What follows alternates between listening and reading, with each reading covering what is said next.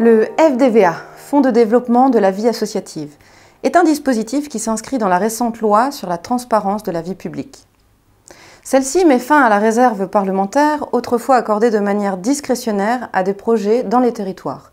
Ces fonds sont attribuables à des projets d'intérêt général et portés par les associations.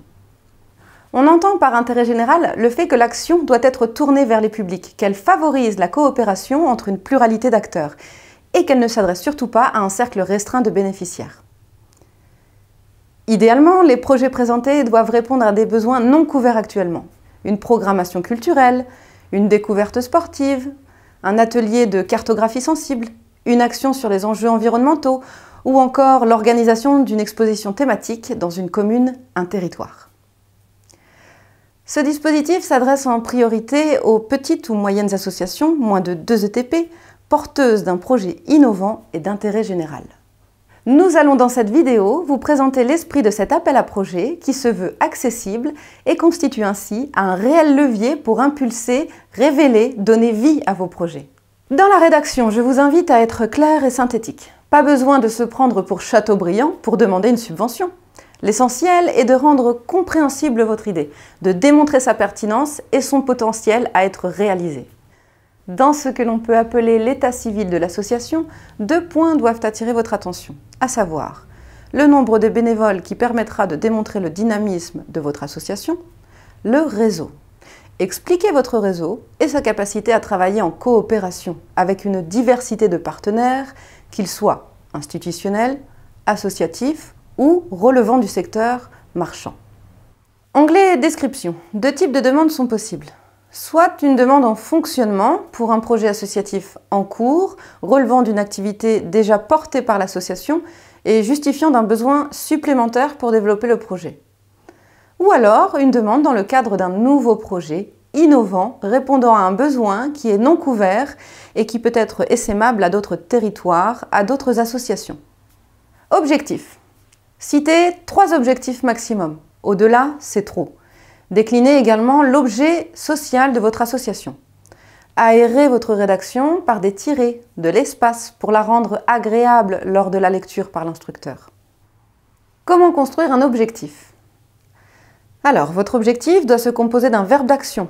Par exemple, sensibiliser, observer, animer, soutenir, développer. Et se composer également du public, de l'outil et du territoire visé. Par exemple, développer un réseau de couturières solidaires sur l'arrondissement de Valenciennes. Sensibiliser les jeunes au harcèlement scolaire au collège. Animer des ateliers auprès de personnes âgées isolées dans le Quercitin.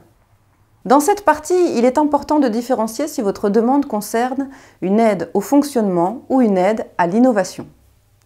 Si votre demande concerne l'axe fonctionnement, présentez votre finalité associative et les objectifs opérationnels de l'année 2021. Si votre demande concerne l'axe innovation, les objectifs annoncés doivent se concentrer sur le projet innovant. Subvention de fonctionnement. Tout d'abord, je vous invite à rappeler le contexte de la demande, c'est-à-dire en quoi la somme demandée permettra de répondre aux objectifs fixés par l'État. On entend par contexte le fait de dresser le périmètre du projet prenant en compte des indicateurs permettant de révéler une situation insatisfaisante dans laquelle vous êtes force de proposition afin de couvrir ce manque.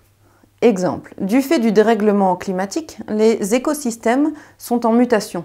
Notre projet vise à sensibiliser les plus jeunes aux enjeux environnementaux par des ateliers pratiques tout au long de l'année dans un objectif de réduction des consommations dans les foyers. Ensuite, concernant la description, 2 approches sont à privilégier. Une approche par activité. On présente alors les activités de l'association par ses différents pôles. Pôle animation, pôle culturel, pôle créatif. Ou alors une approche chronologique. Présenter le déroulé du projet s'il s'agit d'un rythme hebdomadaire, mensuel ou récurrent. L'une de ces 2 approches permettra à l'instructeur de mieux comprendre et saisir les actions vers lesquelles seront allouées les sommes demandées. La subvention d'innovation. Je vous invite dans ce cas à introduire votre projet par la présentation des axes innovants. Pour cela, 3 idées peuvent être développées, à savoir 1. L'outil est innovant. 2. le territoire n'est pas couvert par le service proposé. 3. Le public visé n'avait pas accès au service jusqu'à maintenant. Concernant la partie public bénéficiaire. Tout d'abord, il est important de savoir ce que chacun entend par bénéficiaire. Les bénévoles, les adhérents, les usagers. C'est un peu tout ça à la fois. Les bénéficiaires sont l'ensemble de personnes qui ont utilisé les services de l'association. L'enjeu est d'indiquer un chiffre au plus près de la réalité de vos activités. Il faut savoir que ce chiffre est un indicateur important pour savoir si votre association répond à une mission d'intérêt général. De manière plus concrète, plus votre association a d'usagers, plus elle semble répondre à une mission d'intérêt général. Concernant les moyens humains et matériels, les ETP ou équivalents temps plein sont une unité de mesure permettant d'évaluer la charge de travail et la capacité d'un employé, d'un bénévole. Un ETP égale 35 heures. Pour transformer les heures de bénévolat en équivalent temps plein, il convient d'effectuer un produit en croix. Par exemple, 50 heures bénévoles multipliées par 1, le tout divisé par 35, égale 1,40 équivalent temps plein. Dans l'onglet Territoire, indiquez les spécificités du territoire.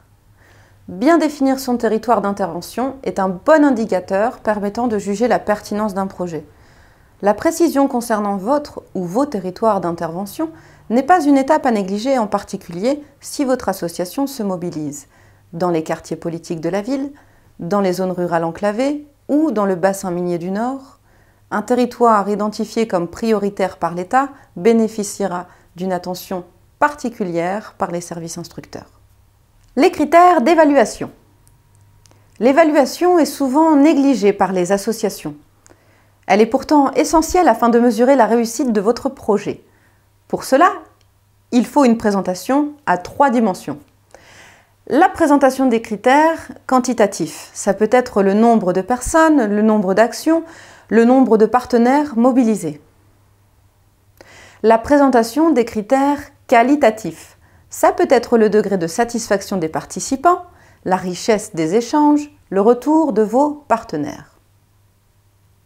La présentation des outils qui vous permettront d'évaluer tout ça, à savoir les questionnaires, les sondages, les réunions d'évaluation. La partie budget. Cette rubrique est consacrée à la présentation du budget prévisionnel global de l'association. Attention, votre budget doit être présenté à l'équilibre. Exposez vos prévisions.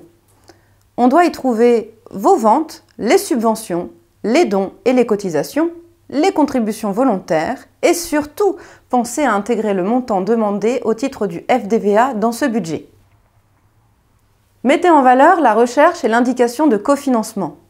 Ceci permet de démontrer que l'association est soutenue par d'autres institutions et qu'elle est en capacité de diversifier ses sources de financement. Cette présentation ne peut être exhaustive. C'est maintenant à vous de jouer. Répondre à cet appel à manifestation d'intérêt peut être une manière de rendre possible une idée portée par votre association. Le PIVA+ de votre arrondissement est à votre disposition pour vous accompagner dans la concrétisation de vos projets associatifs. N'hésitez pas à les solliciter.